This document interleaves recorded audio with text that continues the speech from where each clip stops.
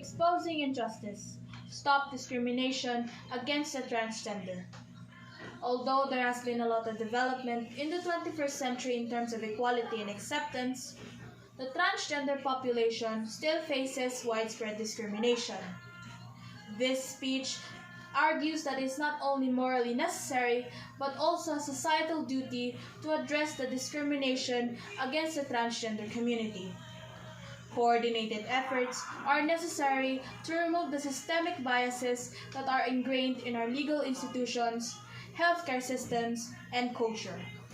To establish an inclusive society that upholds and defends the rights of transgender people, this speech argues in favor of comprehensive policies. To promote inclusivity and end structural injustices, this speech examines the various aspects of discrimination against the transgender community and emphasizes the pressing need for legislative, social, and medical reforms.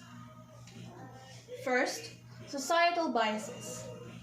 Deep-seated cultural biases that show up as prejudice and discrimination are faced by the transgender population. The startlingly high rate of violence against the transgender people is one striking example. Transgender individuals, especially transgender women of color, are disproportionately impacted by hate crimes according to a Human Rights Campaign report. This harsh reality highlights how urgently widespread social awareness initiatives are needed to confront and alter discriminatory beliefs and promote an inclusive society. Second, legal challenges. The systems often fall short in protecting the rights of transgender individuals. The uneven legal acknowledgement of gender identification in different jurisdictions is a relevant example. According to the National Transgender Discrimination Survey, a sizable portion of transgender individuals have encountered discrimination in settings including the workplace and medical facilities. Strong legal safeguards, such as anti-discrimination legislation and gender-affirming regulations, are essential for tearing down structural obstacles and guaranteeing the transgender community's equitable possibilities. Third, healthcare imbalance, which is a basic human right to have access to high-quality healthcare. But transgender patients frequently experience unequal treatment.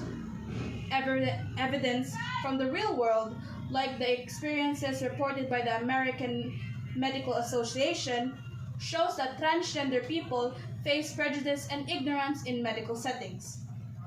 Policies that forbid discrimination based on gender identity, and healthcare worker education are two reforms that are necessary to guarantee a culturally competent treatment. Finally, it should be noted that prejudice towards the transgender population is an urgent matter in need of prompt attention and thorough action. A more inclusive and equitable society can be achieved by addressing societal biases, changing legislative frameworks, and addressing healthcare inequities. Dismantling these barriers and establishing an environment free from all prejudice for all people, regardless of gender identity, is our collective responsibility as a society. We can pave the way for a future in which the rights of the transgender community are respected and upheld by educating the public, advocating for change, and passing legislation.